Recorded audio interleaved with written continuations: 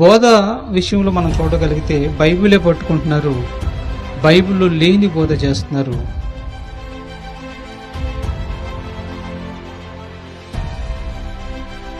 త్రియేక దేవ అనే పదాన్ని వాడుతూ మరి బోధ చేస్తూ అనేది మనం వింటాం. త్రియేక దేవ అనే పదం బైబిల్లో ఎక్కడ కూడా కనిపించదు. బైబిల్లో ఎక్కడ కూడా అసలు దానికి ఆ పేరే లేదు, బైబిల్లో ఎక్కడ లేదు.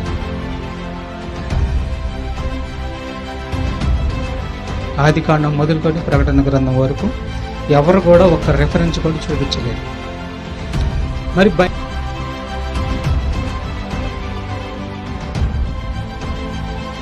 అంటున్నాడు, తండ్రి అయిన దేవుడే యేసుక్రీస్తు వారుగా వస్తే ఇంకా లేపేదేంటి? ఆయనేమో తండ్రి పంపగా నేను వచ్చానని ఆయన సాక్ష్యం ఇస్తున్నాడు. కాదు నీ సాక్ష్యం మేము నమ్ము, మా మాట నువ్వు విను. సమాధి నుండి యేసుని లేపింది ఎవరు అనేది మనం ఆలోచించగలిగితే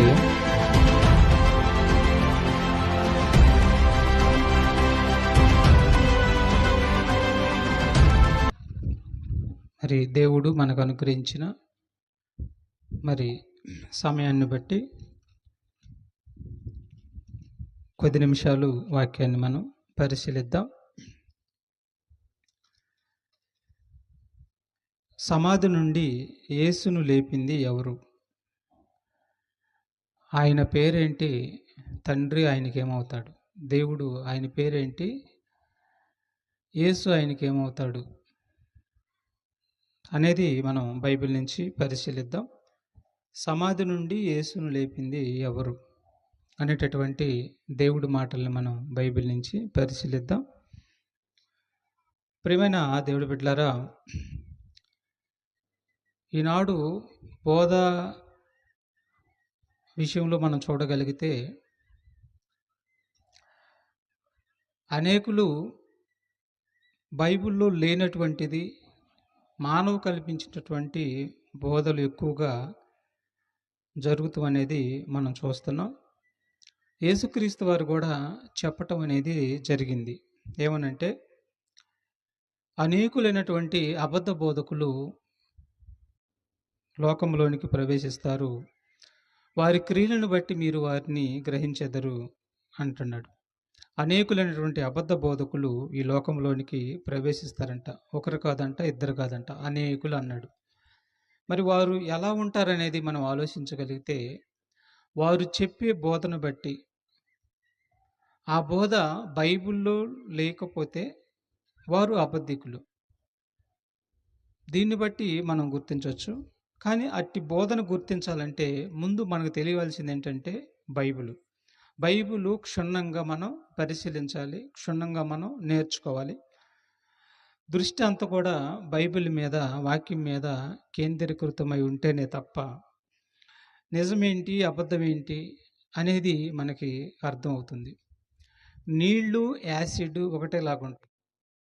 నీళ్ళలోని యాసిడ్ ఎలా ఉంటుంది? ఒకటేలాగా ఉంటాయి. నీళ్లు తాగినట్టుగా యాసిడ్ తాగలేం కదా.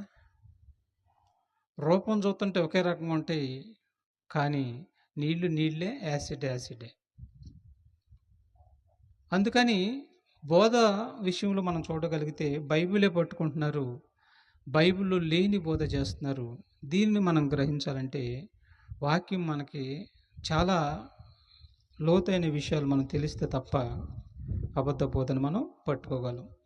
కాబట్టి ఈరోజు మనం సమాధి నుండి యేసుని లేపింది ఎవరు అనేది మనం ఆలోచించగలిగితే, ఈ మాట ఎందుకు వచ్చిందంటే, ఈనాడు చాలామంది తండ్రి అయిన దేవుడే యేసుక్రీస్తుగా భూమి మీదకి వచ్చాడని, తండ్రి అయిన దేవుడే పరిశుద్ధాత్మగా భూమి మీదకి వచ్చాడని, త్రియేక దేవ అనే పదాన్ని వాడుతూ మరి బోధ చేస్తూ అనేది మనం వింటాం. అసలు వాస్తవానికి మనం చూడగలిగితే త్రియేక దేవ అనే పదం బైబిల్లో ఎక్కడ కూడా కనిపించదు. బైబిల్లో ఎక్కడ కూడా అసలు దానికి ఆ పేరే లేదు, బైబిల్లో ఎక్కడ లేదు. ఆదికాండం మొదలుకొని ప్రకటన గ్రంథం వరకు ఎవరు కూడా ఒక్క రెఫరెన్స్ కూడా చూపించలేరు. మరి బైబిల్లో లేని ఈ త్రియేక దేవ అనే పదాన్ని ఈనాడు చాలామంది వాడతాం. తండ్రి యేసుగా వచ్చాడని, యేసుక్రీస్తు వారే పరిశుద్ధాత్మ దేవుడిగా వచ్చాడని మరి బోధలు చేయటం అనేది మనం చూస్తాం. కానీ బైబిలు దానికి సమర్థిస్తుందా? వాక్యం వింటున్నటువంటి మనము వాక్యం విషయం కాడ ఎంత శ్రద్ధాభక్తులు కలిగి ఉండాలో బైబిలు చెబుతుంది. ఆ శ్రద్ధాభక్తులు కలిగి లేకపోతే మాత్రం మరి వాక్యం మనకి ఎప్పటికీ అర్థం కాదు.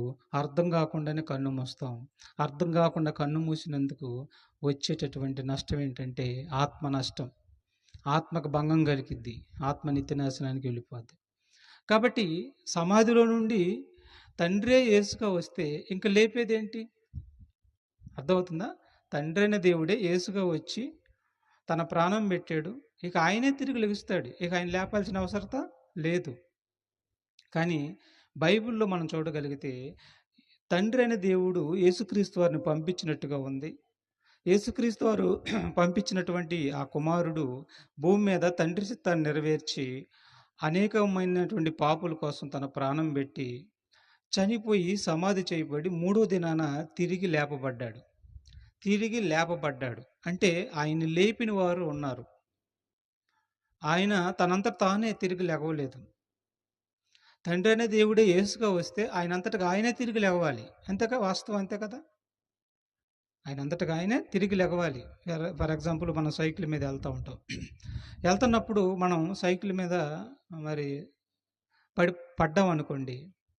పడినప్పుడు ఎవరైనా వచ్చి మనం లేపితే ఏమంటాం? ఇక్కడ ఎవరైనా వచ్చి మనం లేపారనుకో, సైకిల్ మన మీద పడిపోయి మరి మనల్ని ఎవరైనా వచ్చి లేపారనుకో ఏమంటాం? ఎవరో లేపలేదు, ఆయన అంతటికి ఆయన లేచారు అంటామా? అంటే ఏమైద్ది? ఆ ఆలోచనే వ్యర్థమైపోయింది, తప్పు అయిపోయింది ఆ ఆలోచనే.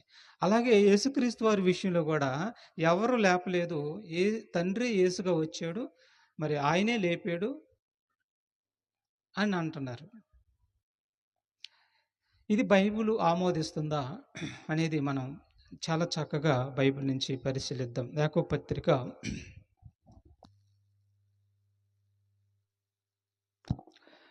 పత్రిక మొదటి అధ్యాయము 22వ వచనాన్ని మనం చూడగలిగితే, యాకోబు పత్రిక మొదటి అధ్యాయం 22వ వచనంలో, మీరు వినువారు మాత్రమై ఉండి మిమ్మల్ని మీరు మోసపుచ్చుకొనకుండా వాక్య ప్రకారము ప్రవర్తించువారునై ఉండుడి. చూసారేమన్నాడు? వాక్యం వినేటటువంటి మనల్ని ఏమంటున్నాడు చూడండి. మీరు వింటే మీకు మోసమేని అంటున్నాడు. వింటే మీకు మోసమే. విని దాని చొప్పున ప్రవర్తిస్తేనే మీకు లాభం. అర్థమైందా? క్రైస్తవులకు చెబుతున్నాడు ఈ మాట. మీరు విని ఇంటికి వెళ్ళిపోయినంత వల్ల ఉపయోగం ఏమి లేదు. విని మీరు ప్రవర్తిస్తేనే లాభం. విన్న వాక్యం బైబిల్లో ఉందో లేదో చూసుకోవాలి, పరిశీలించాలి. అప్పుడు మీకు లాభం. మార్కు సువార్త 4:24లో చూడండి మనల్ని ఏమంటున్నాడు, క్రైస్తవులకి ఏం చెబుతున్నాడో చూడండి. మార్కు సువార్త 4:24 వచనం. మరియు ఆయన మీరు ఏమి వినుచున్నారో జాగ్రత్తగా చూసుకొనుడి. చూసారా ఉన్నాడు? మీరు ఏమి వినుచున్నారో జాగ్రత్తగా చూసుకోండి అంటున్నాడు. మీరు వింటున్నది బైబిల్లో ఉందో లేదో చూసుకోండి. మీరు ఏమి వినుచున్నారో జాగ్రత్తగా చూసుకోండి. మీరు వినివారు మాత్రం ఏంటి, మిమ్మల్ని మీరు మోసపుచ్చుకోవద్దు అని అంటున్నాడండి. మీరు వినివారు మాత్రం ఏంటి, మిమ్మల్ని మీరు మోసపుచ్చుకోవద్దు అంటున్నాడు. కాబట్టి తండ్రి అయిన దేవుడే యేసుక్రీస్తుగా వచ్చి ప్రాణం పెట్టాడా? యేసుక్రీస్తు వారే పరిశుద్ధాత్మగా వచ్చాడా? దీన్ని మనం ఏం చేయాలి? బైబిల్లో మరి అలా లేదు కదా. ఏం చేయాలంటే ముందు మనకు తెలిసింది వివరంగా చెప్పాలి. తప్పు అనేది దిద్దమంటున్నాడు దేవుడు. చూడండి, ఆ మాట కూడా 2 తిమోతి పత్రిక 3వ అధ్యాయం 16-17 వచనం. దేవుడు వాక్యము తప్పు దిద్దమంటున్నాడు. చూడండి ఒకసారి. దేవుడి వాక్యంతో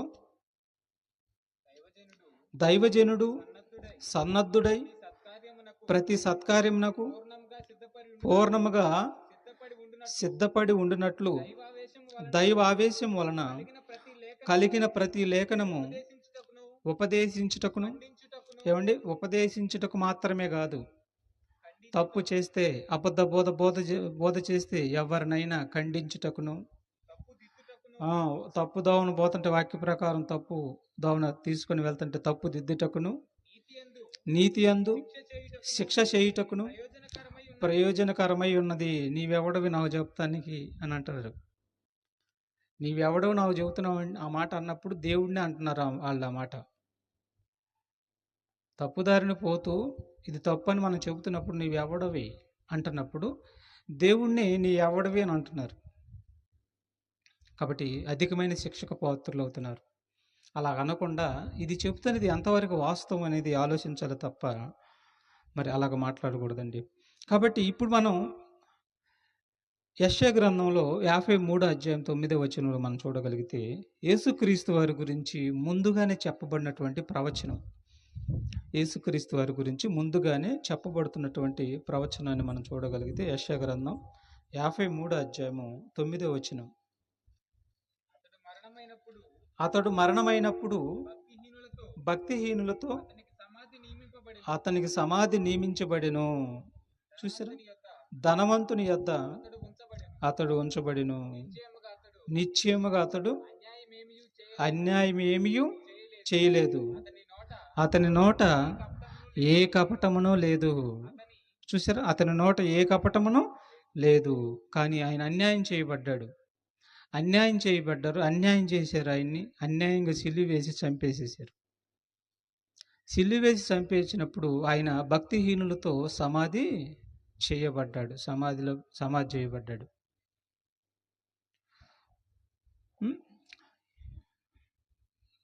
లూకా సువార్త 23 అధ్యాయము 50వ వచనం 53వ వచనం కూడా చూద్దాం. లూకా సువార్త 23 అధ్యాయము 53వ వచనం. 50 అధ్యాయము 53వ వచనాన్ని మనం చూద్దాం. ఆయన బేతనియా వరకు వారిని తీసుకొని పోయి చేతులెత్తి వారిని ఆశీర్వదించెను. వారిని ఆశీర్వదించుండగా ఆయన వారిలో నుండి ప్రత్యేకింపబడి పరలోకమునకు ఆరోహణుడాయను. 24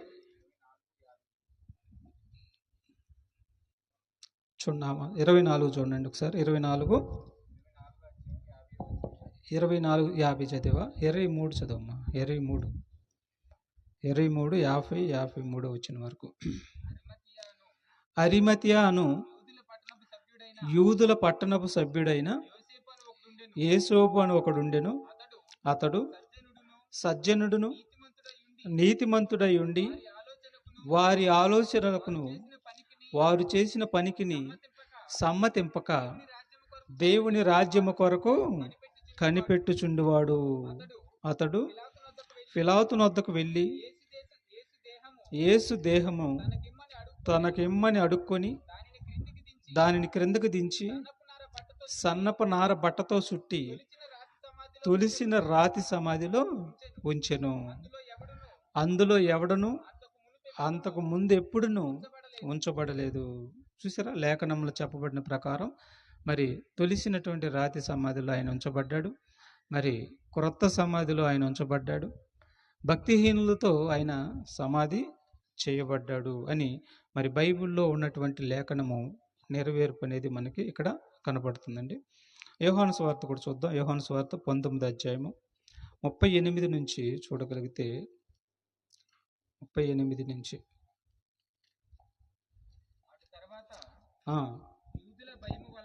అటు తర్వాత యూదుల భయము వలన రహస్యముగా యేసు శిష్యుడైన అరిమతయ యేసోపు తాను యేసు దేహమును తీసుకొని పోవుటకు పిలాతు నొద్ద సెలవడిగెను. పిలాతు సెలవిచ్చెను గనుక అతడు వచ్చి యేసు దేహమును తీసుకొని పోయెను. చూసారు, యేసు దేహాన్ని తీసుకొని పోయి ఎక్కడ బాతి పెట్టుకున్నాడు? అతని కోసం తొలిపించుకున్నటువంటి సమాధిలో ఆయన్ని పెట్టాడు.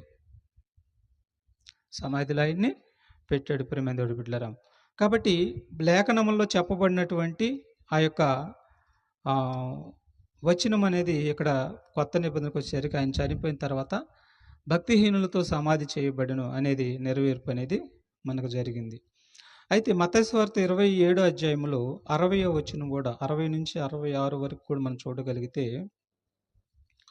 చూడండి, యేసు ప్రభు తండ్రి చిత్తాన్ని నెరవేర్చి మరి చనిపోయింది వాస్తవమే, అలాగే ఆయన తిరిగి లేచింది వాస్తవమే.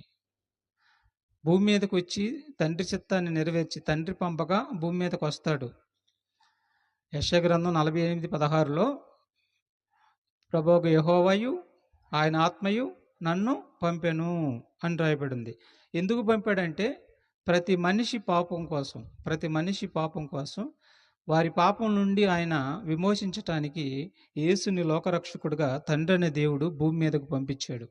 భూమి మీదకు వచ్చినటువంటి యేసు మనుషులందరి కోసం తన ప్రాణం పెట్టి మరి ఎవరైతే ఆయన అంగీకరిస్తారో వారందరికీ పాప విమోచన ఆయనే కలగజేసి మరి సమాధి చేయబడి 3వ దినాన తిరిగి లేపబడ్డాడు.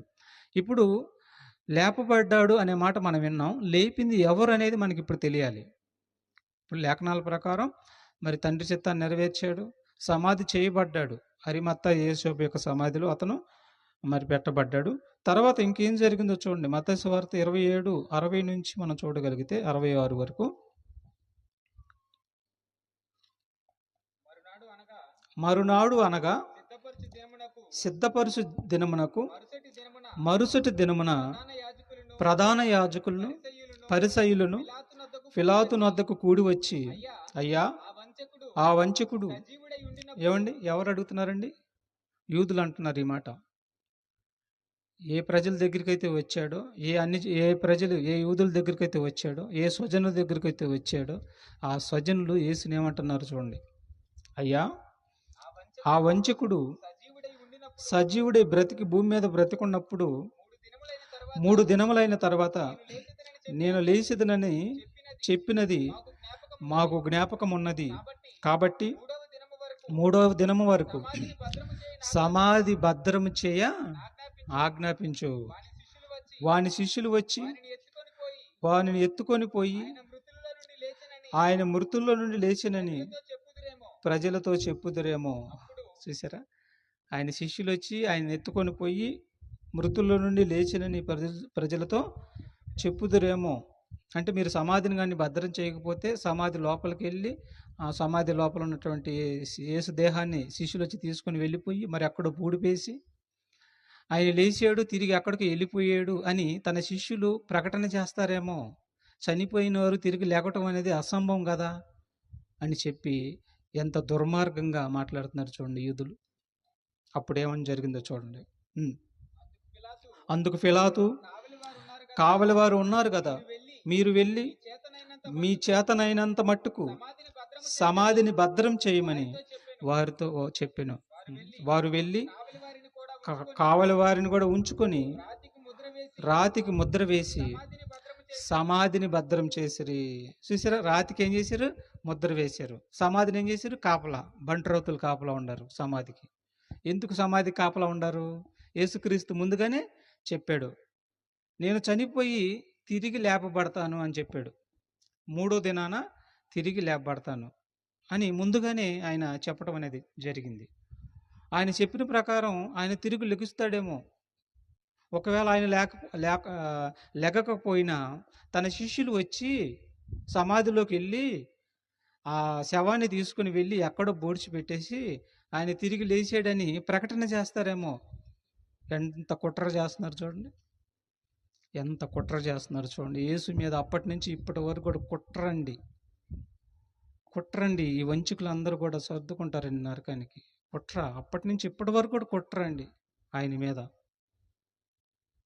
చూసారా, ఆయన మృత్యుంజయుడు అవ్వలేదని ఇప్పుడు కూడా మాట్లాడుతున్నారు.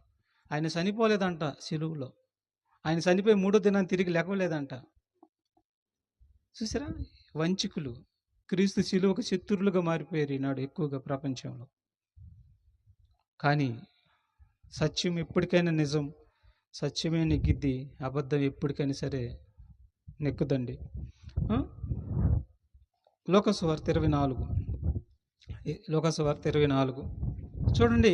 వాళ్ళు అన్నారుగా, యేసు ఈయన ముందుగానే చెప్పాడు, 3వ దినాన్ని తిరిగి లెగుస్తానని ముందుగానే చెప్పాడు అని అన్నారు కదా. ఆయన మరి ముందుగానే చెప్పినట్లుగా మనం చూడగలిగితే 24 అధ్యాయము 6-8 వరకు, లూకాసు వార్త 24 6-8 వరకు. ఆయన ఇక్కడ లేడు, ఆయన లేచి ఉన్నాడు. ఏమండి, ఇక్కడ మీరు ఒక పదాన్ని గమనించాలి. ఆయన ఇక్కడ లేడు, ఆయన లేచి ఉన్నాడు. బాగా వినాలి. ఆయన ఇక్కడ లేడు, ఆయన లేచి ఉన్నాడు. యేసుప్రభు చనిపోయి యేసుప్రభు చెప్పినట్టుగా 3వ దినాన నేను తిరిగి లెగుస్తానని చెప్పాడు. ఇక్కడ చూడండి, ఆయన ఇక్కడ లేడు, తిరిగి లేచాడు అనే పదాన్ని వాడబడింది. ఇప్పుడు ఆయనే లేచినట్టుగా ఈడుంది, ఆయనే లేచినట్టుగా ఉంది. ఈ యొక్క వాక్యాన్ని పట్టుకున్నారు. ఆయనే లేచాను కాబట్టి ఆయనే తండ్రి అనే దేవుడే యేసుగా వచ్చి ప్రాణం పెట్టి ఆయనే లేచాడు అని అంటున్నారు. లేచింది వాస్తవమే, కానీ లేపిన ఆయన ఉన్నాడు. దాన్ని పక్కన పెట్టేసేసారు. చదువు. ఆయన ఇక్కడ లేడు, ఆయన లేచి ఉన్నాడు. ఆయన ఇంకా గలిలీలో ఉన్నప్పుడు మనుష్య కుమారుడు పాపిష్టులైన మనుషుల చేతికి అప్పగింపబడి సిలువ వేయబడి 3వ దినమందు లేవవలసి ఉన్నదని ఆయన మీతో చెప్పిన మాట జ్ఞాపకము చేసుకున్నడని వారితో అనిరి. చూసారా, జ్ఞాపకం చేసుకుని వారితో అన్నారండి. అప్పుడు వారు ఆయన మాటలు జ్ఞాపకం చేసుకుని సమాధి యొద్ద నుండి తిరిగి వెళ్ళి ఈ సంగతులన్నీ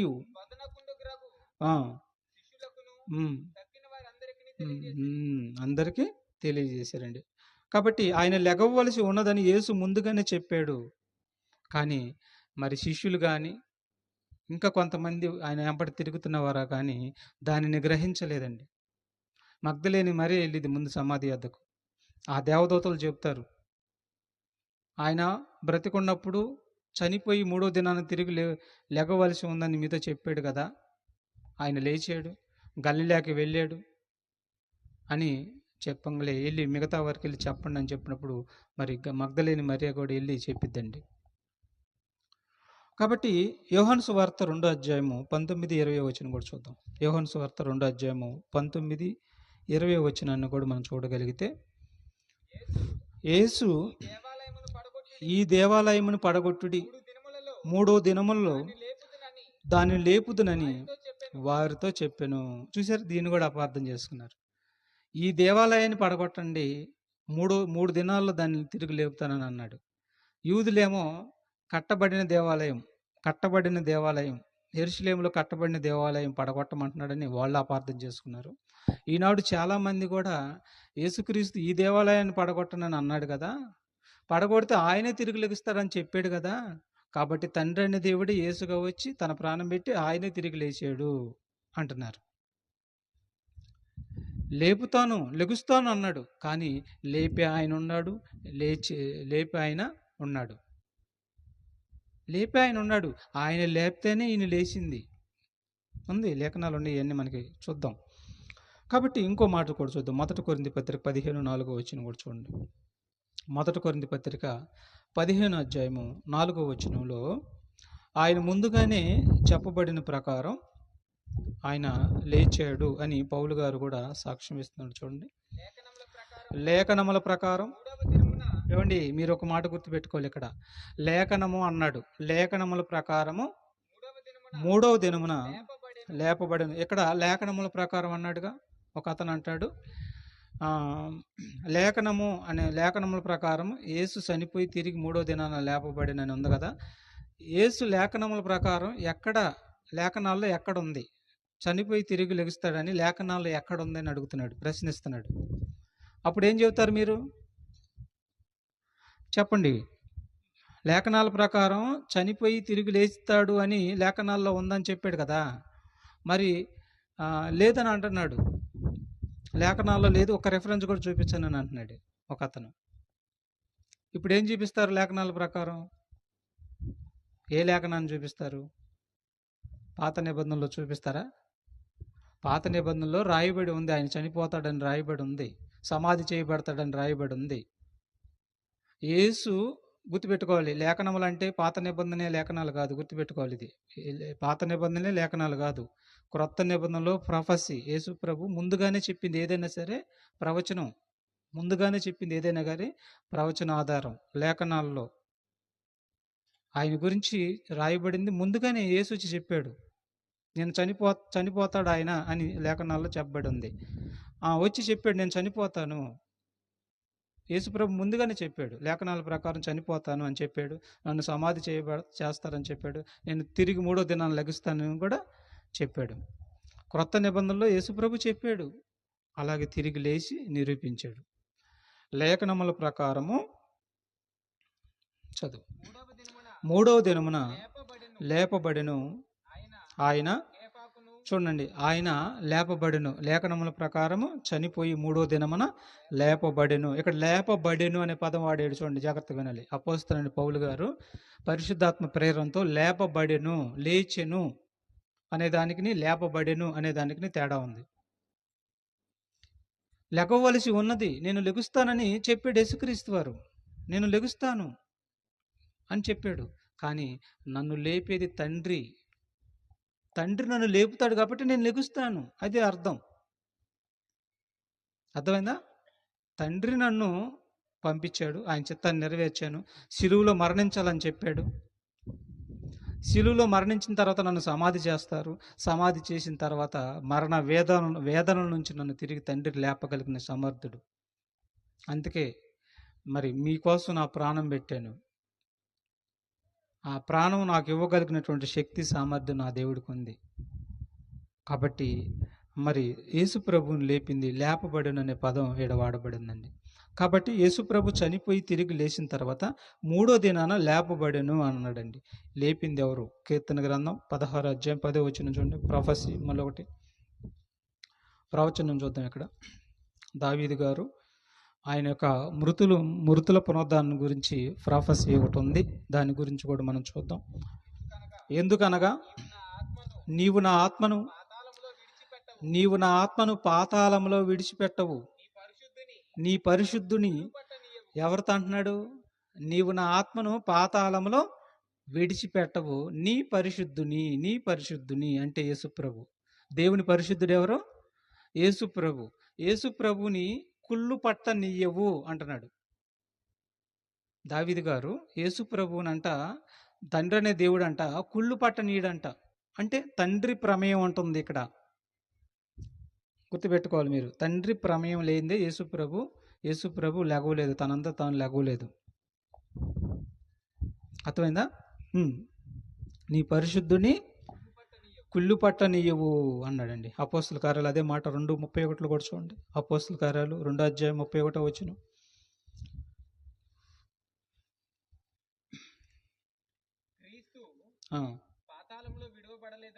క్రీస్తు పాతాళంలో విడవబడలేదనియు ఆయన శరీరం కుళ్ళిపోలేదనియు దావీదు ముందుగా తెలుసుకొని ఆయన పునరుద్ధానం గురించి చెప్పెను. ఈ యేసును అదిగో చూసారా, ఎవరు లేపెను? ఈ యేసును ఎవరు లేపెను? యేసుప్రభు ఏమన్నాడు? ఈ దేవాలయం పడగొట్టుడి 3వ దినాన తిరిగి లేపెదను అన్నాడు కదా. అన్నాడు అంటే లేపి నేను లెగుస్తాను అంటున్నాడు. నేను లెగుస్తాను, పడగొట్టండి, నేను లెగుస్తాను అన్నాడు. కానీ లేపేది ఎవరు? ప్రభువుని, యేసుని లేపేది ఎవరు? తండ్రి అయిన దేవుడు. ఎందుకంటే లేఖనాల్లో ఉంది. లేఖనాల్లో ఉన్నదాని ప్రకారం నెరవేర్పు జరగాలి. అలాగే లేఖనాల్లో నీ పరిశుద్ధిని కుళ్ళుబాట నీవని దావీదు గారు రాస్తున్నాడు. అలాగే చనిపోయిన తర్వాత 3వ దినాన తండ్రి అనే దేవుడు యేసు ప్రభుని తిరిగి లేపెను. చూడండి, చదవాలన్నమాట. మళ్ళీ చదివాయా లాస్ట్ మాట. కాగా ఆయన ఈ యేసును దేవుడు లేపెను, దీనికి మేమందరము సాక్షులము. చూసారా, ఎవరు సాక్షులంట? యేసును తండ్రి లేపాడు అంటానికి సాక్షులు ఎవరు? పక్కనే ఉన్నటువంటి సాక్షులు ఎవరు? శిష్యులు. సాక్ష్యం ఇచ్చారా? నమ్మదామా? ఈ సాక్ష్యం నమ్మొద్దా చెప్పండి. యేసుని తండ్రి అన్న దేవుడు లేపెను అనే దానికి మేమందరము సాక్షులమి అని సాక్ష్యాలు ఇస్తున్నారు వాళ్ళందరూ కూడా. వాళ్ళు పరిశుద్ధాత్మ ప్రేరణతో చెప్పబడిన మాటలు వారి సాక్ష్యం నమ్మి తీరాల్సిందే. దీనికి మేము సాక్షులం అంటున్నారు. యేసుని దేవుడు లేపెను, దీనికి మేము సాక్షులమి. కానీ ఈ సాక్ష్యాన్ని తారుమారు చేశారు. ఇప్పుడు ఏమంటున్నారు? తండ్రి అనే దేవుడే యేసుగా వచ్చాడు, యేసే లేచాడు,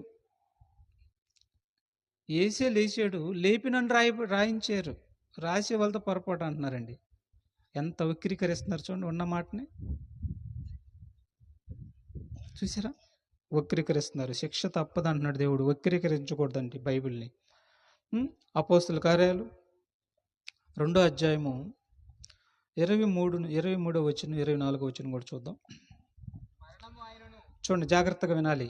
మరణము ఆయనను బంధించి ఉంచుట అసాధ్యము గనక దేవుడు మరణ వేదనను తొలగించి ఆయనను లేపెను. చూసారా? మరణ వేదనను తొలగించాడంట. ఎవరు తొలగించారంట? తండ్రి అనే దేవుడు యేసుక్రీస్తు వారి యొక్క మరణ వేదనలను తొలగించి ఆయనను లేపెను. ఆయన గూర్చి దావీదు ఇట్లా నేనెల్లప్పుడు నా ఎదుట ప్రభువును చూచుచుంటిని, ఆయన నా కుడిపార్సన ఉన్నాడు కనుక. చూసారా? యేసుప్రభు ఎక్కడున్నాడంట? నా కుడిపార్సన ఉన్నాడంట. లేపబడి తండ్రి కుడిపార్సన ఉన్నాడంట యేసుక్రీస్తు వారు. 32వ వచనం కూర్చుండి అక్కడే. 32వ వచనం. ఈ యేసును దేవుడు లేపెను, దీనికి మేమందరము సాక్షులము. చూసారా? దీనికి మేమందరం సాక్షులం. ఇందాక చదివిందే. తర్వాత అపోస్తుల కార్యాలు 13వ అధ్యాయం 30వ వచనం కూడా చూద్దామండి. అపోస్తుల కార్యాలు 13వ అధ్యాయం 30వ వచనం. అయితే దేవుడు చూడండి, దేవుడు ఎవరు ఇక్కడ? యేసు మృతి పొందాడు. అయితే దేవుడు మృతుల్లో నుండి ఆయనను లేపెను. చూసారా? అయితే దేవుడు మృతుల్లో నుండి ఆయనను లేపెను అని అంటున్నాడండి. తండ్రి అయిన దేవుడే యేసుక్రీస్తు వారుగా వస్తే ఇంకా లేపేదేంటి? అర్థమవుతుందా? లేపేదేంటి? ఎవరు లేపుతారు? ఆయనే లెగవాలి. లేపెను అనే మాటకు అర్థం లేదేక. చాలా మాటలుండే. మరణ వేదనను తొలగించి తండ్రి అయిన దేవుడు యేసుక్రీస్తు వారిని తిరిగి లేపెను అనే మాట ఉంది. కానీ ఈనాడు తండ్రి లేపలేదు, యేసే తనంత తానే లేచాడు. పరలోకం నుంచి తండ్రి యేసుగా వచ్చాడు, చనిపోయాడు. చూసారా? ఆయనేమో తండ్రి పంపగా నేను వచ్చానని ఆయన సాక్ష్యం ఇస్తున్నాడు. కాదు, నీ సాక్ష్యం మేము నమ్ము, మా మాట నువ్వు విను. ఎంత వక్రీకరణ జరుగుతుందంటే ప్రపంచంలో. అందుకు అన్నాడు, అనేకులు నా రాజ్యంలో ప్రవేశించజూతురు, వారి తరం కాదని చెప్పాడు, వారి వల్ల కాదన్నాడు. వాళ్ళు పాస్టర్లు అయినా కానీ వెళ్ళరని చెప్పేశాడు. వాళ్ళు పాస్టర్లైనా విశ్వాసులైనా అనేకులైన ఎవరైనా వెళ్ళరని చెప్పేశాడు. నా వాక్యాన్ని ఈ లోక సంబంధమైన వాటి కోసం ఆశించకుండా చెప్పాలన్నాడు. ఈ లోక సంబంధమైన వాటి కోసం కలిపి చెరపకూడదు నా వాక్యాన్ని. తిండి కోసం వాక్యాన్ని చెరపకూడదు, ధనం కోసం వాక్యాన్ని చెరపకూడదు, ఈ లోకాన్ని ఆశించి వాక్యాన్ని చెరపకూడదు. కానీ ఈనాడు ప్రపంచంలో ధనాన్ని ఆశించి వాక్యాన్ని చెరిపేశారు. వారికి ఇష్టం వచ్చినట్టుగా వక్రీకరిస్తూ వాక్యాన్ని చెరిపేశారు. రాబోయే ప్రమాదాన్ని గుర్తించుకోకుండా, రాబోయే ప్రమాదం వాళ్ళకి వచ్చిద్ది, వాళ్ళ బోధ విన్న వాళ్ళకి వచ్చిద్ది, దీన్ని గ్రహించకుండా వారంతటికి వారే నాశనం తెచ్చుకుంటున్న వారు ప్రపంచంలో ఉండరు. అందుకని ఇట్టి బోధల నుంచి మనం మేలుకోవాలి, జాగ్రత్త కలిగి ఉండాలి. చూడండి, తండ్రి అన్న దేవుడు యేసుని పంపించి పాపుల కోసం ప్రాణం పెట్టించి 3వ దినాన తిరిగి లేపింది తండ్రి అన్న దేవుడని యేసుప్రభువే సాక్ష్యం ఇస్తుంటే, శిష్యులు సాక్ష్యం ఇస్తుంటే, పరిశుద్ధాత్మ దేవుడు సాక్ష్యం ఇస్తుంటే, కాదు తండ్రి అనే దేవుడే యేసుగా వచ్చాడు, మరి ఆయనే తిరిగి లేచి మళ్ళీ పరలోకంలో ఆయన ఒక్కడే ఉన్నాడు అని అంటున్నాడు. ఇప్పుడు పరలోకంలో ఎంతమంది ఉన్నారండి? చెప్పండి. పరలోకంలో ఎంతమంది ఉన్నారు? ఇప్పుడు 2 ఉన్నారా? దేన్ని బట్టి చెప్తున్నాం ఈ మాట? దేన్ని బట్టి? బైబిల్ని బట్టి. తండ్రి చిత్తాన్ని నెరవేర్చి పరలోకంలోకి వెళ్ళి తండ్రి కుడిపార్సన కూర్చొని ఉన్నాడు. ఇప్పుడు ప్రజెంట్ పరిశుద్ధాత్మ దేవుడు ఎక్కడున్నాడు? భూమి మీద ఉన్నాడు. ఆయన నమ్మిన వారిలో ఆయన ఉన్నాడు. చూసారా? ఇది వాస్తవం అండి. కొలసీ పత్రిక కూడా చూద్దాం. కొలసీ పత్రిక 2:12 వచనం. అపోస్తలుడైనటువంటి పౌలు గారు కొలసీ సంఘానికి రాస్తూ చెప్తున్నటువంటి మరో మాట చూద్దాం. 2వ అధ్యాయం 12వ వచనం. మీరు బాప్తిస్మ మందు ఆయనతో కూడా పాతి పెట్టబడిన వారై ఆయనను, చూడండి జాగ్రత్తగా వినాలి, మీరు బాప్తిస్మ మందు ఆయనతో కూడా పాతి పెట్టబడిన వారై ఆయనను అంటే యేసుక్రీస్తు వారిని మృతుల్లో నుండి లేపిన దేవుని ప్రభావమందు విశ్వసించుట ద్వారా ఆయనతో కూడా లేచిరి. మనం కూడా మొదటి పునరుద్ధానం మనకు కూడా భూమి మీద జరిగింది, గుర్తుపెట్టుకోవాలి. ఎప్పుడైతే నమ్మి బాప్తిసం తీసుకుంటావో చనిపోయిన నిన్ను తిరిగి లేపాడు. ఈ పునరుద్ధానంలో నువ్వు కాపాడుకోవాలి. ఈ పునరుద్ధానాన్ని, ఈ మొదటి పునరుద్ధానాన్ని నువ్వు కాపాడుకోవాలి.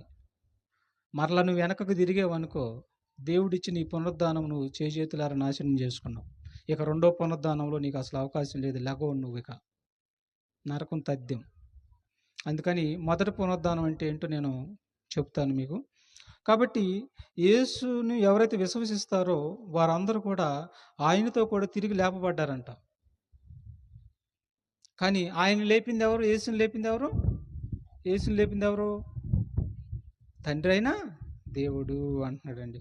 చూడండి అపోస్తల కార్యాలు 3:15 వచనం కూడా చూద్దాం. 3వ అధ్యాయము 15వ వచనం.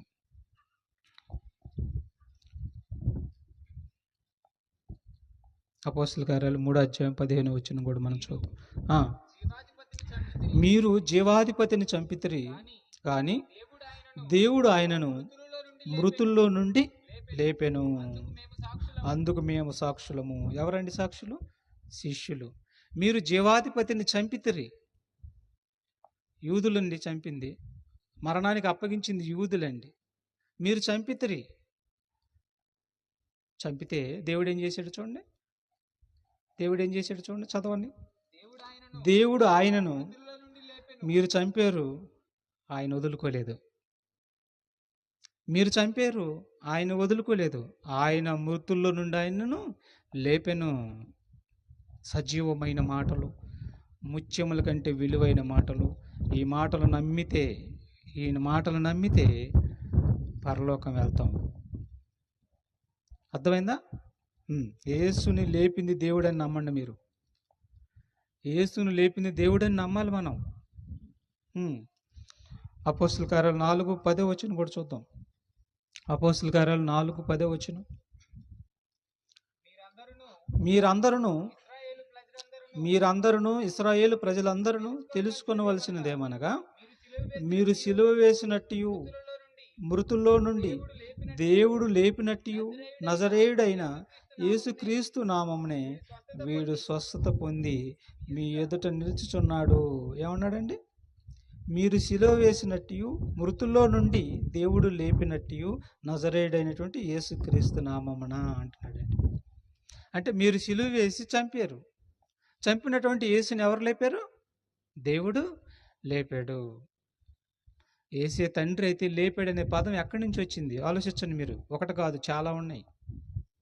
కాబట్టి యేసే తండ్రిగా రాలేదు, తండ్రి పంపగా వచ్చాడు. తండ్రి కుమారుడు యేసు. గుర్తుపెట్టుకుని మనం ఇట్లా విభజించుకుంటూ వెళ్తేనే చాలా ఉంటాయి. ఇవన్నీ మీకు చక్కగా అర్థమవుతాయి. కాబట్టి యేసుని తండ్రి లేపాడు. కొరింథీ పత్రిక కూర్చోండి. 1 కొరింథీ పత్రిక 15వ అధ్యాయము 20వ వచనం చూడండి, జాగ్రత్తగా వినండి. చనిపోయిన వారందరూ, చాలామంది క్రీస్తుని నమ్ముకొని చనిపోయారు, పరిశుద్ధులుగా ఉండి చనిపోయారు, దేవుడి చిత్తాన్ని నెరవేర్చి చనిపోయిన వారు ఉన్నారు, ఆయన కుమారులు ఉన్నారు. కానీ ఈ చనిపోయిన వారందరిలో ప్రథమ ఫలముగా యేసుని తండ్రి అనే దేవుడు లేపెను అనే మాట ఉందండి. చూడండి ఎంత చక్కగా ఉందో. ఇప్పుడైతే నిద్రించిన వారిలో ప్రథమ ఫలముగా క్రీస్తు మృతుల్లో నుండి లేపబడి ఉన్నాడు. చూసారా? ప్రథమ ఫలముగా క్రీస్తు మృతుల్లో నుండి లేపబడి ఉన్నాడు. లేపబడి సైకిల్ మీద వెళ్తుంటే ఎవరైనా పడ్డారనుకో, లేపింది ఎవరో లేపుతారు. అప్పుడు ఆయన ఏమంటారు? లేపబడ్డాడు అంటారు. అంతేనా? లేపబడ్డాడు అంటారు. అలాగే ఈయన మృతుల్లో నుండి నిద్రించిన వారిలో ప్రథమ ఫలంగా మృతుల్లో నుండి లేపింది ఎవరు? తండ్రి అయిన దేవుడు. యేసుకు తండ్రి ఆయనే పాత నిబంధనలో యెహోవాగా పిలువబడుతున్నాడు.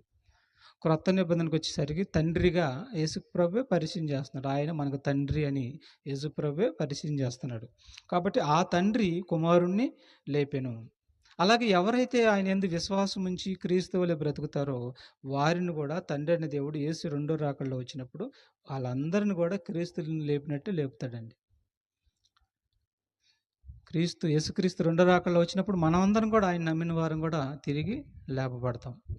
ఇది ముందుగానే ఆయనను లేపి నిరూపించి తండ్రి అయిన దేవుడు చూపించాడండి. తర్వాత అపోస్తుల కార్యాలు మొదటి అధ్యాయం. అపోస్తుల కార్యాలు మొదటి అధ్యాయము. ఆయన లేచిన తర్వాత ఎన్ని రోజులు భూమి మీద ఉన్నాడండి?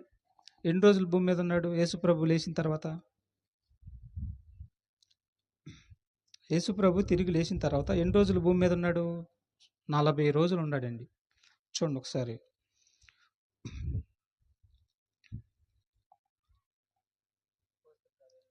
మొదటి అధ్యాయం 3 నుంచి 3వ వచనం. ఆయన శ్రమ పడిన తర్వాత 40 దినముల వరకు వారికి అగపడుచు దేవుని రాజ్యము విషయముల గూర్చి బోధించుచు అనేక ప్రమాణములను చూపి వారికి తన్ను తాను సజీవునిగా కనపరుచుకొనెను. చూసారా?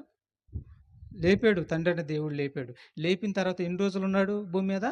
40 రోజులుండి అనేకమైనటువంటి ప్రమాణాలు చూపించి వారికి సజీవుడిగా కనపరుచుకున్నాడు. తోమా వస్తాడు, ఏమంటాడు? నేను నమ్మను అంటాడు. అయితే ఇదిగో గాయాలు అంటాడు. నా గాయాలు పట్టుకొని చూడు అని గాయాలు చూపిస్తాడు, సాక్ష్యం చూపించాడు. అనేకమైనటువంటి సాక్ష్యాలు చూపిస్తే అప్పుడు పూర్తిగా శిష్యులు విశ్వాసం ఉంచుతారు. అందాక డౌట్గానే శిష్యులు కూడా ఉంటారు. తర్వాత 9వ వచనం కూడా చూడండి. 9వ వచనం నుంచి 11వ వచనం కూడా ఏమంటాడు చూడండి. ఈ మాటలు చెప్పి వారు చూచుచుండగా ఆయన ఆరోహణమాయెను. అప్పుడు వారి కనులకు కనబడకుండా ఒక మేఘం ఆయనను కొనిపోయెను. ఆయన వెలుచుండగా ఆయన ఆకాశం వైపు తేరి చూచుచుండిరి. ఇదిగో తెల్లని వస్త్రములు ధరించుకొనిన 2 మనుషులు వారి వద్ద నిలిచి. చూడండి, ఈ తెల్లని వస్త్రం ధరించుకున్న మనుషులు ఎవరండి? ఈ తెల్లని వస్త్రం ధరించుకున్న మనుషులు ఎవరు? చెప్పాను, మీకు గుర్తులేదా? ఈ తెల్లని వస్త్రం ధరించుకున్న 2 మనుషులు ఎవరు? చెప్పండి, నేను చెప్తాను అన్న వాళ్ళ చేతులు ఎత్తండి. ఎవరైనా తెల్లని వస్త్రాలు ధరించుకున్న మనుషులు ఎవరు? వాటర్ అయ్యా.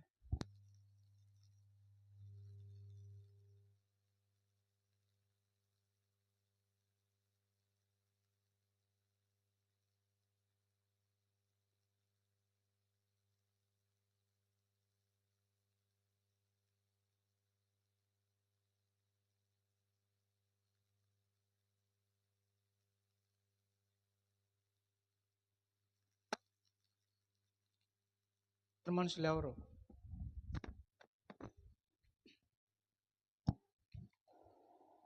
అందుకే మనం ప్రతి శుక్రవారం వాక్యం అయిపోయిన తర్వాత లేఖనాల పరిశోధనకి, ఇది లేఖనాల పరిశోధనే. ఇంకా మనం అనేకులకు చెప్పాలి అంటే మీరు డైరీ, బైబిల్ తీసుకురండి. చదువుకున్న వారందరూ కూడా తెచ్చుకోండి, చక్కగా రాసుకోండి. రేపు మీరు 10 మందికి చెప్పగలరు. ఇదే మాట మనం బయట వాళ్ళు అడిగితే ఏం చెబుతాం? ఏం వింటున్నాం? దృష్టి ఎక్కడ ఉంటుంది? ఆలోచన ఎక్కడ ఉంటుంది? చూడండి, వాళ్ళు ఎవరో తెలియాలంటే లోకసువార్త 24 46 నుంచి 51 వరకు కూడా చూద్దాం.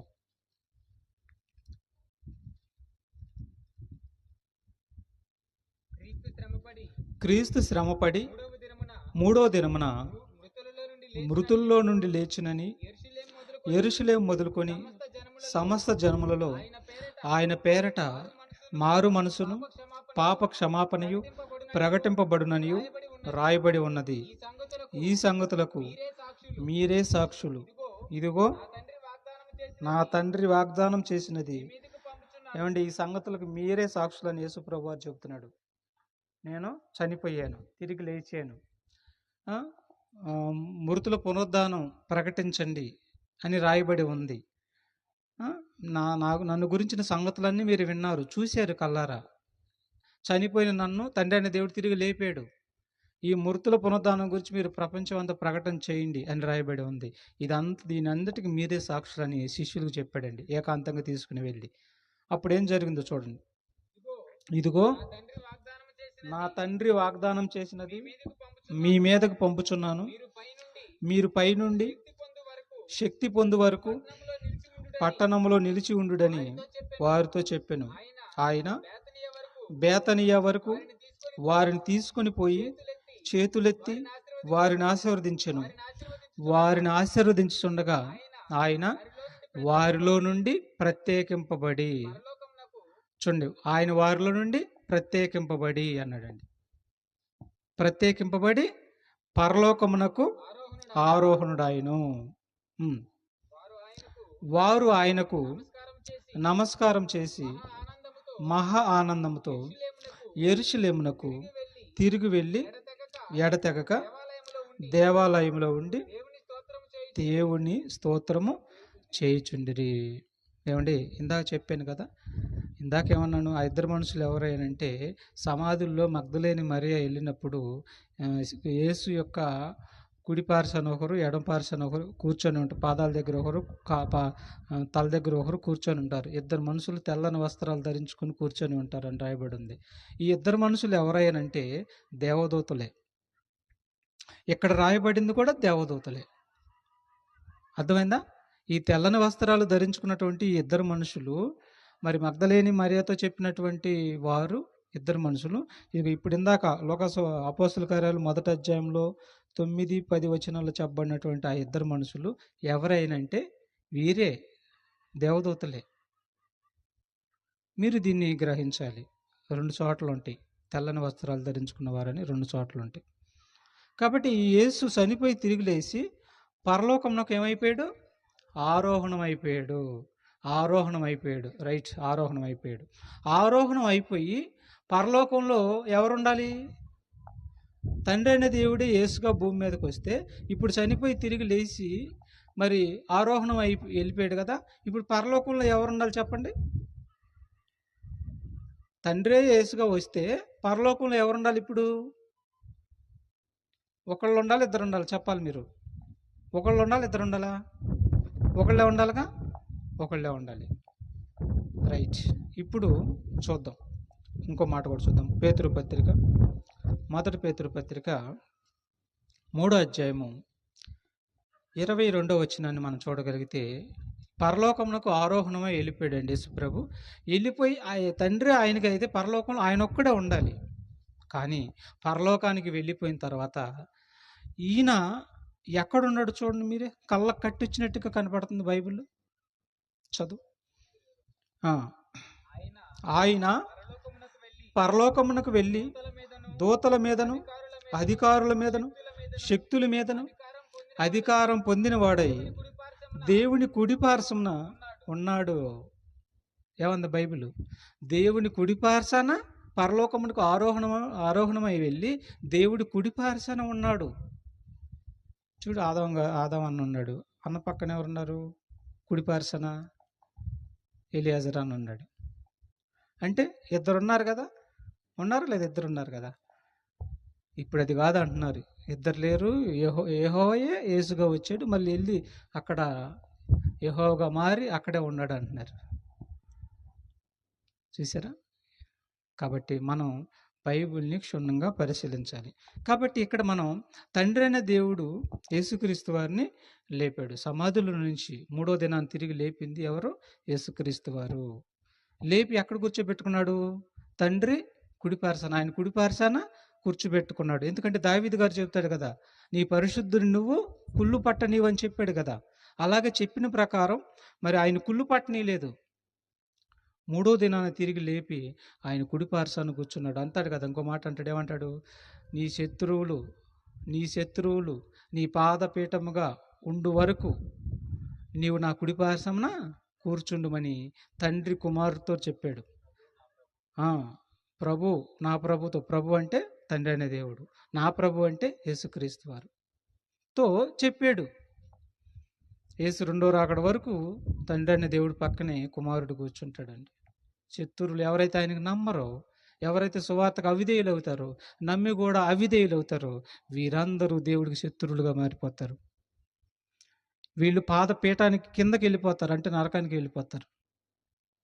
అంతవరకు నువ్వు ఎక్కడే కూర్చోమన్నాడు, ఆయన అక్కడే కూర్చుంటాడు. ఇంకో విషయం చెప్తాను, మీరు చివరిగా ముగించుకున్నాం. యేసు పరలోకంలో ఏ క్యారెక్టర్ కలిగి ఉన్నాడు చెప్పండి? పరలోకంలో ఏ క్యారెక్టర్ కలిగి ఉన్నాడు? పరలోకంలో ఏ క్యారెక్టర్ కలిగి ఉన్నాడు? కుమారుడి యొక్క క్యారెక్టర్ కలిగి ఉన్నాడు. భూమి మీదకి ఏ క్యారెక్టర్ కలిగి వచ్చాడు చెప్పండి? భూమి మీదకి ఏ క్యారెక్టర్ కలిగి వచ్చాడు? కుమారుని క్యారెక్టర్ కలిగి ఉన్నాడు. ఇప్పుడు చనిపోయి తండ్రి చేత తిరిగి లేపబడిన తర్వాత పరలోకంకి వెళ్ళిన తర్వాత పరలోకంలో ఏ క్యారెక్టర్ కలిగి ఉన్నాడు? ఇప్పుడు తండ్రి కుడిపార్శ్వమున కూర్చొని ఉన్నాడు. తండ్రి అనే పదం ఉంది, కుడిపార్శ్వన ఉంది ఎవరు? కుమారుడు. అంటే యేసుక్రీస్తు వారంట నిన్న నేడు పరలోకంలోనైనా భూమి మీదనైనా ఇప్పుడు వెళ్ళి మళ్ళీ పరలోకంలో ఉన్న ఏకరీతిగానే ఉన్నాడు. అంటే ఏకరీతిగా అంటే అర్థం ఏంటి? ఒకటే రకంగా. ఏంటి ఆ రకం? కుమారుడు. చూడన్నమాట హెబ్రీ పత్రిక 13వ అధ్యాయము 8వ వచనం. హెబ్రీ పత్రిక 13వ అధ్యాయము 8వ వచనం చూడండి, ముగించుకున్నాక.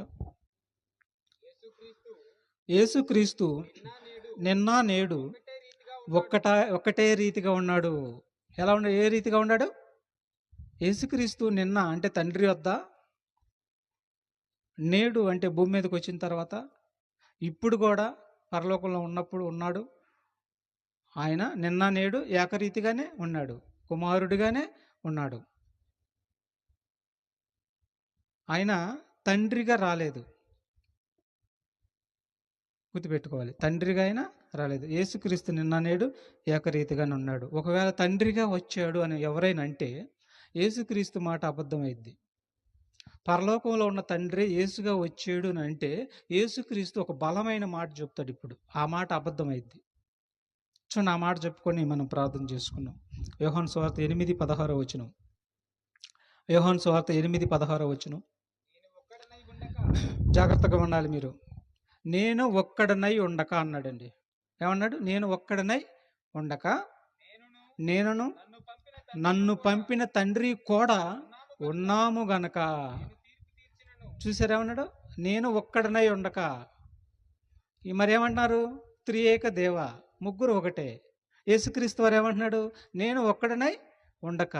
ఆయనేమో నేను ఒక్కడిని కాదు నాయన, తండ్రి నన్ను పంపించాడని ఆయన మొత్తుకుంటుంటే, నీ మాట నీదే కానీ మనం చెప్పిన మాట నువ్వు వినాలేసే అని చెప్పి నువ్వే తండ్రివి అని త్రియేక దేవ చేసేసారు. ఇప్పుడు ఎవరి మాట నమ్మాలి చెప్పండి? త్రియేక దేవ, లేకపోతే ముగ్గురు వేరుగా ఉన్నారా? ముగ్గురు వేరుగా ఉన్నారా? ముగ్గురు ఒకటేనా? రూతం గారు, ఏరుగానే ఉండరా? వినపల్ల నీ మాట, వినపల్ల నాకు. ముగ్గురు వేరుగానే ఉన్నారు. ఇది నమ్మాలి. ఇది పూర్ణ అంగీకారం నాకు యోగ్యమైనది. ఇది నమ్మాలి ప్రేమందరు బిడ్డారా. కాబట్టి సమాధి నుండి యేసుని లేపింది ఎవరు? సమాధి నుండి యేసు ప్రభుని లేపింది ఎవరు? తండ్రి అయిన దేవుడు. కాబట్టి లేపింది మాత్రం తండ్రి అయిన దేవుడు. ఇక్కడే అర్థమవుతుంది లేపిన ఆయన ఉన్నాడని, చనిపోయిన ఆయన తిరిగి లేపబడ్డాడని, ఇద్దరు ఉన్నారని ఇక్కడే అర్థమవుతుంది. అవునా? ఇప్పుడు పరిశుద్ధాత్మ దేవుడు ఎక్కడ ఉన్నాడు? భూమి మీద ఉన్నాడు. మరి ముగ్గురు వేరుగానే ఉన్నారుగా? ఉన్నారు. సంకల్పంలో ఒకటి అయ్యారు. ఒకటి తండ్రి నుంచి విభజించుకొని వచ్చినటువంటి ఆత్మలు వీళ్ళిద్దరు కూడా. యేసుప్రభు, పరిశుద్ధాత్మ దేవుడు తండ్రి నుంచి విభజించుకొని వచ్చినటువంటి ఆత్మలు వీరు. ఆ విభజించినటువంటి ఆత్మల్ని కన్నాను అనే పేరు పెట్టుకున్నాడు. మరి మనం కూడా ఆయన నుంచి విభజింపబడిన వారమే. మనం ఎవరమే? దేవుడికి కుమారులమే. చూసారు? ఈ విభజన అనేది మేధావులు అన్న వాళ్ళకి, అర్థం కాలేదు. మేధావులు అన్న వాళ్ళకి కూడా అర్థం కాలేదు ఈ విషయం. కాబట్టి మీరెంతో ధన్యులు. విలువైన మాటలు, లోతైన మాటలు మీరు వింటున్నారు. కేవలం విడిచిపెట్టారంటే మాత్రం మనంత దౌర్భాగ్యులు ఎవరుండరు. పట్టుకోవాలి, గట్టిగా పట్టుకోవాలి ఈ మాటల్ని. హృదయంలో భద్రపరచుకోవాలి, రాతపూర్వకంగా రాసుకోవాలి. కాబట్టి సమాధి నుండి, మృతుల్లో నుండి యేసుని లేపింది ఎవరైనంటే తండ్రైన దేవుడు. ఈ మాటను నమ్ముదాం. ప్రార్థన చేసుకుందాం. ప్రార్థన చేసుకున్నామండి. దయచేసి అందరూ కూడా తలలో ఉంచుకోండి.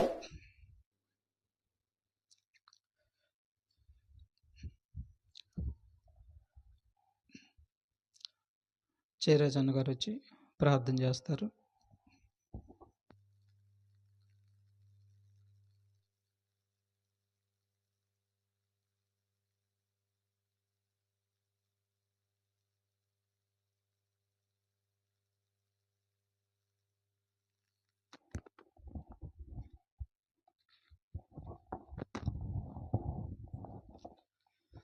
ప్రార్థన చేసుకుందాం.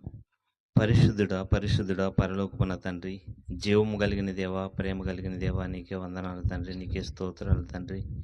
అయా, ఇంతవరకు మమ్మల్ని సజీవుల లెక్కలో ఉంచిన ఆయన నీ సన్నిధానంలో నిలబెట్టినందుకు నీకే కోట్ల కొలది వందనాలు తండ్రి. అయా, నీ దాసుడు ద్వారా నాయన మాకు ఎన్నో సత్యవంతమైన మాటలు, జ్ఞానవంతమైన మాటలు నాయన తెలియపరుస్తున్నావు తండ్రి. వాటి ప్రకారంగా నాయన మా హృదయంలో వాక్యాన్ని మా హృదయంలో ఉంచుకుని నాయన వాటి ప్రకారంగా జీవిస్తున్నాయన నేను సంతోషపరిచే వారంగా, నేను గణపరిచే వారంగా ఉంటాకు సహాయం దయచే తండ్రి. అయా, ఈనాడు ఎందరో నాయన ముగ్గురు ఒకటే అని చెప్పేసి నాయన ఎన్నో దొంగ బోధలు నాయన బయలుదేరినాయి తండ్రి. వాటిని గ్రహించే మనసు మాకు దయచే తండ్రి. అయా, ముగ్గురు వేరు వేరని నాయన నీ బిడ్డ ద్వారా తెలియపరిచావు తండ్రి. అయా, మాటలను నాయన మా హృదయంలో భద్రపరుచుకుని వాటి ప్రకారంగా నాయన అనేకులకు చెప్పేవారిగా అనేకులు నీ వైపు నడిపించే జ్ఞానం మాకు అందరికీ దయచేయమని, ఈ కొంచెమైన ప్రార్థన ఆలకించమని యేసయ్య ఘనమైన నామం పేరటిని మిక్కిలిగా వినయంతో వేడుకొనుచున్నాను తండ్రి. ఆమేన్.